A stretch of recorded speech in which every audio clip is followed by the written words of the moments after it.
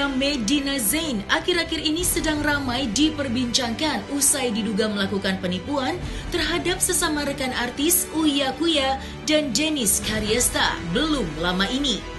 Ya, Uya Kuya dan Dennis diduga telah menjadi korban penipuan Medina Zain sebagaimana pengakuan keduanya yang menurutnya telah ditipu dalam transaksi jual beli mobil. Sebagaimana diketahui, masalah ini bermula dari Dennis Karyesta dan Uya Kuya yang ingin membeli mobil kepada Medina Zain. Akan tetapi, mobil yang sudah dijanjikan oleh Medina Zain sampai kini belum didapatkan baik oleh Dennis maupun Uya Kuya. Terlebih lagi, Dennis Karyesta juga mengunggah bukti transfer bohong yang dikirim oleh Medina Zain kepada dirinya dan Uya Kuya. Lalu langkah apa yang selanjutnya akan ditempuh oleh Dennis maupun Uya Kuya? Benarkah keduanya akan membuat laporan polisi untuk Medina Zain? Poin dia tindak lanjutin aja. Ya karena korbannya banyak banget dan maksudnya ya lu kan si Uya kan udah baik-baik bagus-bagus membantuin lu. Lu kan ngomong sambil nangis-nangis di rumah sakit buat bayar apa tadi aku bilang kontrakan kliniknya. Berarti ya kan karena kasihan ngasih ke dia 100 juta. Kalau mau minjem ngomong minjem toh. Tapi kan ini kan jahat, niatnya jadi nipu. Jadi lu ngerjain orang, suruh sini lah, si Uya disuruh ke sana lah, disuruh ketemu ini lah, Uya disuruh ketemu Bimobnya lah, apa segala macem. Tapi hasilnya nggak ada, mobilnya tuh nggak ada. Jadi di sini aku tegasin sekali lagi, nggak ada dari salah satu pun dari aku maupun Uya Kuya yang meng-cancel mobilnya. Tapi memang mobilnya itu cuma dikirimin foto dan aku nggak pernah lihat mobilnya itu ada nyata. Gitu. Jadi kayaknya halusinasi dia. Dan buat kalian ya, gue kasih tahu ya. Kalau ada terima jualan barang dari Medina apa segala macam itu belum tentu punya dia, kayak yang tadi contohnya yang dia bilang mobil gue, padahal mobil itu punya si Ruda. Jadi dia jual-jualin foto mobil orang. Salah seorang teman artis dong harusnya kan ada di TV. Gue kenapa harus ngomong karena dari kemarin gue udah diem aja, udah nggak ngomong. Instagram gue nggak ngomong sama sekali, nggak cerita. Mbak ini udah ngomong sama dia tentang cerita yang gue ditipu, gue ditawarin mobil, gue mau jual mobil, ya kan, gue suruh transfer DP cepat. Nanti pas transfer DP gue melihat mobilnya ini itu akhirnya mobilnya fiktif dan bukan mobil dia. Jadi dia tuh telepon aku, dia bilang dia di rumah sakit apa segala macam. Kan kalau dia ada sikat-sikat tangannya sendiri apa segala macam, itu kan stres. Kebetulan kan saya pecinta ODGJ ya. Bisa dilihat dari saya tiap minggu ke panti-panti ODGJ, emang saya pecinta ODGJ. Jadi kalau saya lihat orang ODGJ tuh bawanya kasihan gitu, pengen mencoba untuk membawa dia jadi normal. Tapi dideketin dibawa jadi normal, duit saya mau dimamam. ODGJ-nya ini kayaknya mesti diisolasi. Isolasi sih. Nah terus dia telepon aku nih pagi-pagi, oi baru bangun, teleponin aku dari semalam, Cong. Jadi DP nggak? Bisa gue cancel kalau jadi. Uya juga kayaknya mau.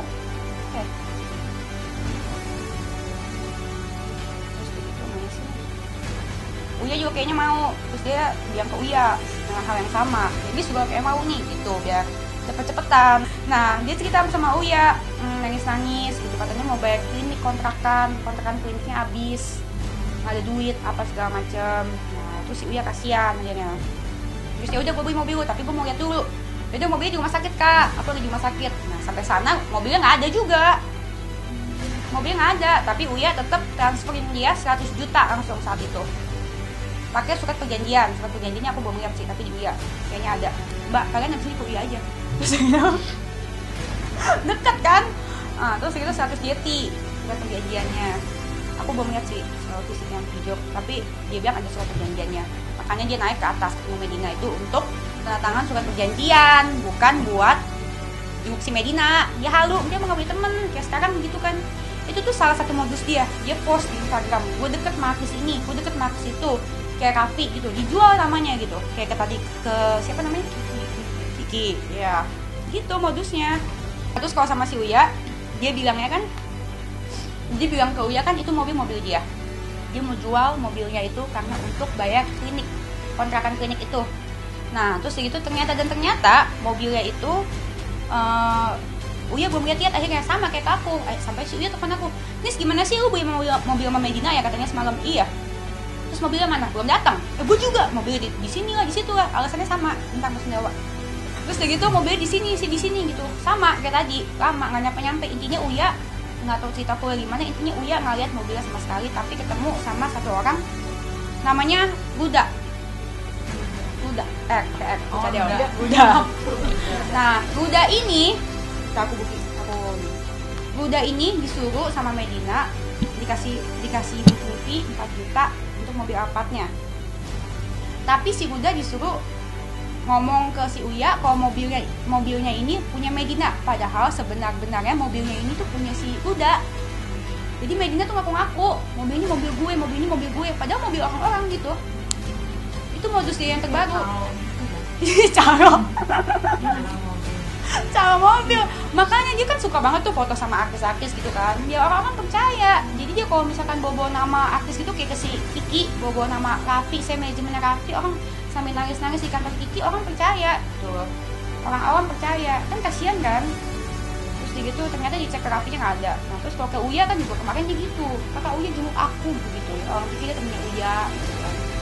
Kalau sekarang lagi deket sama siapa tuh dia? Lagi posting-posting sama Penny Rose ya? Ya Penny Rose ya masih gak apa-apa, belum kena tipu aja ya kan? Kalau udah kena tipu baru nyaho. Terus lagi sama kan kayak gue ya kan? Terus udah gitu mobilnya gak ketemu-temu sampai sekarang. Nih chattingan Guda sama Medina. Kak nanti nih chattingan Guda sama Medina ya. Guda, Kak nanti kan dia mau bawa Velfire balik, tapi aku bilang mau di screening dulu besok di Toyota biar Yo beres sama ganti oli gitu ya bilangnya, biar dia pakai Alphard putih aku dulu. Ini udah di sini, ini gimana maksudnya? Katanya si Guda. Ini si Guda nih yang centang biru. Ini dia ke bawah. Terus Kak 845 punya Medina, jangan salah sebut. Nah, terus itu kata Guda. Jadi maksudnya ini punya Medina, jangan salah sebut, maksudnya suruh ngakuin mobil punya si Medina, padahal ini sementara punyanya si Guda. Nah, kata Guda, kalau disuruh bohong gini nggak bisa aku, karena kan orang-orang showroom itu kan berkumpul kan, orang-orang showroom itu berkumpul dan orang-orang showroom itu berkumpul, jadi kan saling kenal, malu lah kalau misalkan bohong, apalagi sama si Uya, ya kan, kalau Uyanya tahu namanya jelek, nanti dia nggak bisa jual mobil lagi, kasihan kan si Guda. Terus begitu si Guda nggak mau bohong, udah deal, nggak akan nanya sih dia, ya udah. Nggak usah ngomong apa-apa kalau nggak ditanya, ada orang titip di showroom aja gitu, oke. Dia pelunasan malam ini, maksimum pagi mau dicoba. Oke. Maksimum pagi mau dicoba ke kantornya. Ntar transfer balik ke aku ya kak, kan BPKB Senin baru ada, ya ampun. Wait aku bilangin ngakak lah. Aku suruh 100 juta aja kalau gitu. Kan BPKB semua di showroom aku bilang, maaf lagi sakit jadi nggak fokus. Aduh. Ya udah nggak apa-apa, drop aja sampai hotel, pengen coba doang, kasih lihat WA aku ke Guda, nggak enak mau dibayar malam ini kak, nggak apa-apa. Dia coba sampai hotel, dia langsung bayar biar aku tidur nyenyak. Janice yang begitu kesal dengan tindakan Medina Zain yang diduga telah melakukan penipuan terhadap dirinya, berharap apa yang telah dilakukan oleh Medina Zain agar ia mendapatkan hukuman yang setimpal. Janice menduga korban penipuan yang diduga dilakukan oleh Medina Zain tidak hanya ia seorang saja, tetapi juga banyak orang lain yang menjadi korbannya. Oleh karenanya, Janice meminta siapa saja yang pernah merasa ditipu oleh Medina Zain untuk berani bersuara supaya yang bersangkutan mendapatkan hukuman atas perbuatannya. Janice berharap Medina Zain dilaporkan ke polisi dan dijadikan tersangka karena telah melakukan penipuan. Maka, seperti inilah ungkapan kemarahan Janice kepada Medina Zain yang dianggapnya sudah keterlaluan. Sampai sekarang uang Uya-Kuya itu belum diterima. Yang katanya dia bilang di story, gue kaya raya apa banyak prestasi, prestasinya dia cuma satu, nipu kanan kiri gitu, gali lubang tutup lubang.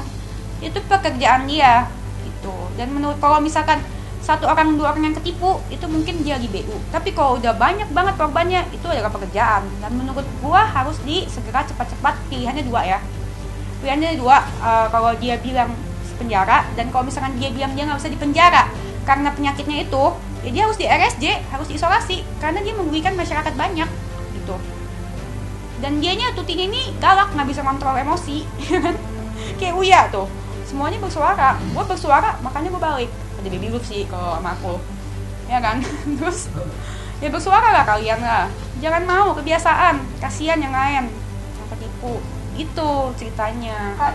Jadi menurut gue ya guys ya, untuk kalian di luar sana yang merasa haknya seperti tadi yang gue bilang, yang merasa diutangin atau apa segala macam, kalian harus menyuarakan suara kalian. Lapor aja ke polisi. Polisi kan adalah sahabat kita untuk melindungi negara, untuk melindungi masyarakat. Lapor aja, nggak apa-apa. Kita adalah sahabat polisi Indonesia, dan polisi Indonesia itu selalu membela yang benar. Semua sama di mata hukum. Jadi ayo guys, bagi yang merasa dirugikan, laporin aja guys, oke? Jangan takut sama ancaman dia, gitu. Karena yang dia harusnya bukan ngancem orang, harusnya meminta maaf. Mobilnya apa? Emang saya dibilang cancel? Ada nggak saya bilang cancel? Saya dan Uya Kuya tidak pernah cancel mobilnya, tapi dia sendiri yang nipu. Mobilnya tak pernah ada alias fiktif. Dan mobil yang dijual ke Uya Kuya yang dia bilang itu adalah mobil dari Medinanya sendiri, itu bukan mobil Medina. Medina tuh udah gak punya apa-apa. Lukman aja udah gak mau sama dia. Dijauhkan dari jodoh, dijauhkan dari rezeki. Itu kenapa? Karena dia jahat.